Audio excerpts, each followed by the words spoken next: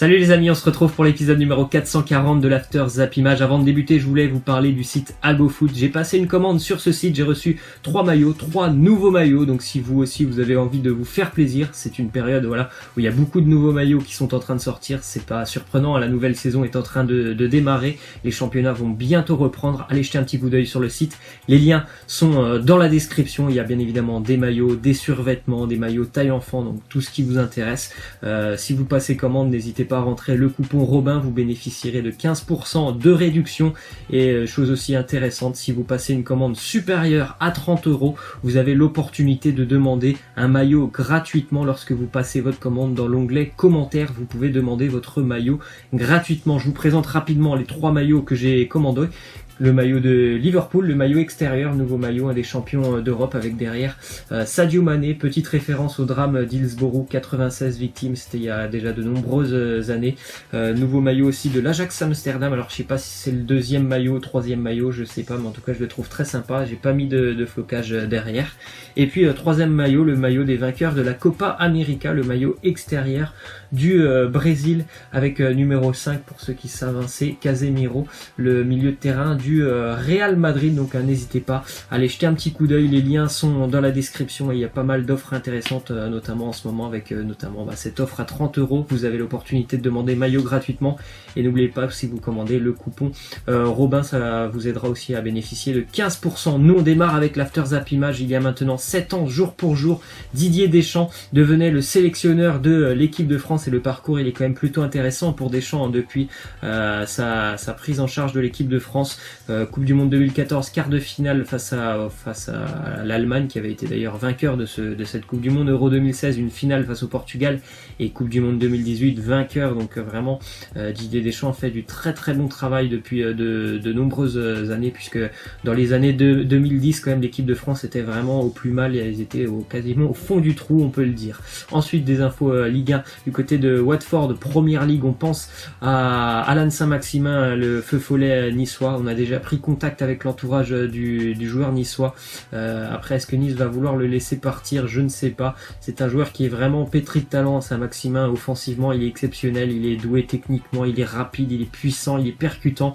Le seul problème, c'est que je pense vraiment que c'est un joueur qui a encore besoin de travailler sur le plan collectif, parce qu'il ne fait pas beaucoup d'efforts, notamment collectivement, et certainement qu'aussi des fois il devrait penser à lâcher un petit peu plus le ballon plus rapidement. Ensuite, du côté du Stade de Reims, prolongation de contrat pour l'excellent entraîneur David Guillon jusqu'en 2021. Ça fait déjà 8 ans qu'il est à Reims, pas 8 ans qu'il est avec l'équipe pro, mais 8 ans qu'il est à Reims. Il a vécu 2 montées, notamment avec l'équipe réserve. Une montée avec le Stade de Reims, c'était il y a 2 ans, lorsqu'ils sont montés de Ligue 2 en Ligue 1, notamment avec pas mal de records. Je crois qu'ils avaient battu pas mal de records en Ligue 2. Et puis cette année, qui a été quand même très bonne avec Reims, un top 8 en Ligue 1. Une équipe Reims qui a gêné beaucoup d'équipes en Ligue 1. Ils n'ont pas perdu beaucoup de matchs, je crois moins de 10 matchs perdus par Reims cette année en Ligue 1. On rappelle qu'ils étaient promus, une défense ultra solide. Flavien Tell, le joueur aussi du SCO Angers, qui devrait quitter Angers pour rejoindre le Stade Rennais. C'est lui aussi un joueur vraiment important offensivement. Je pense qu'il va se plaire du côté de Rennes. Rennes est une équipe assez offensive, elle a beaucoup marqué l'année dernière, donc il devrait se plaire là-bas. Le joueur qui est quand même, c'est un joueur assez technique et assez remuant sur le front de l'attaque. Ensuite, une info de Jordan Ayew qui est proche de s'engager définitivement avec Crystal Palace. Il va donc quitter Swansea. Il avait été prêté à Palace cette année.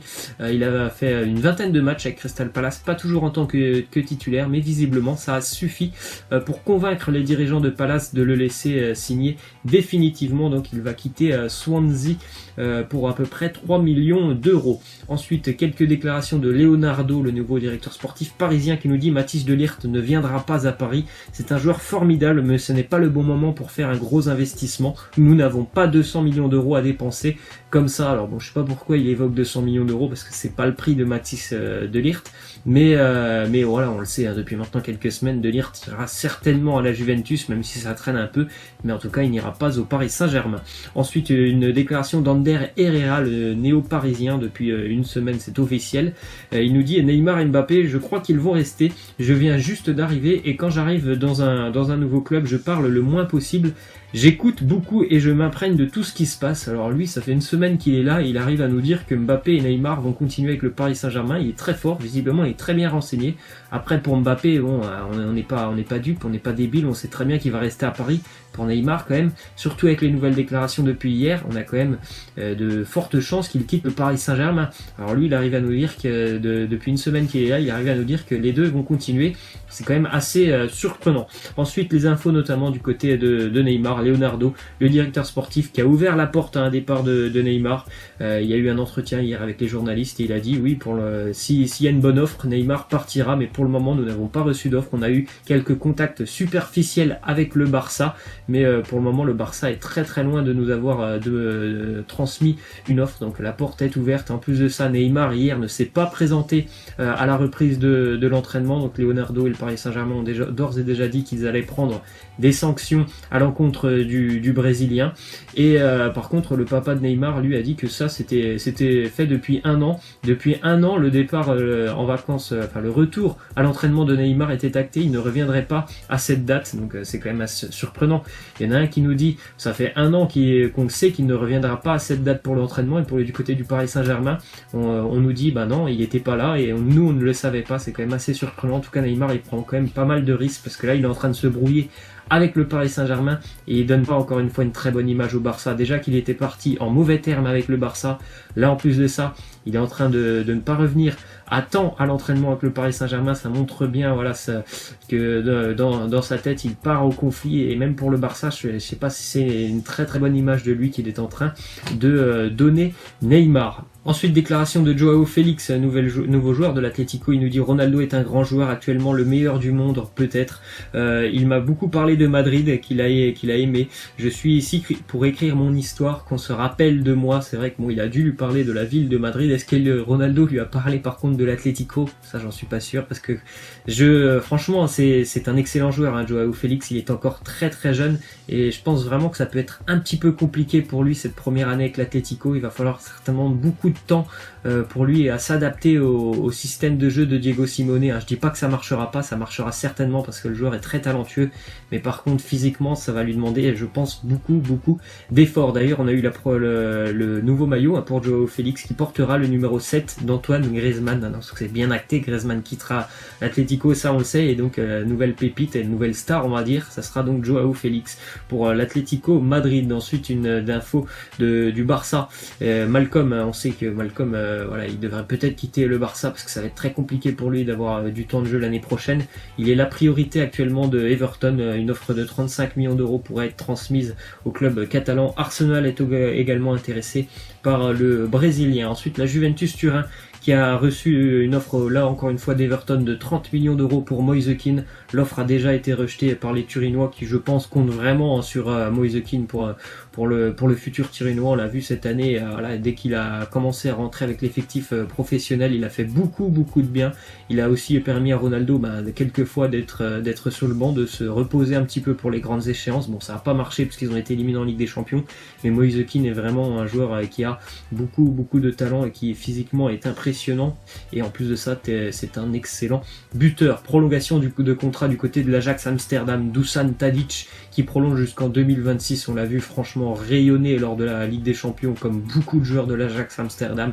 Lui devrait continuer avec l'Ajax, le Serbe.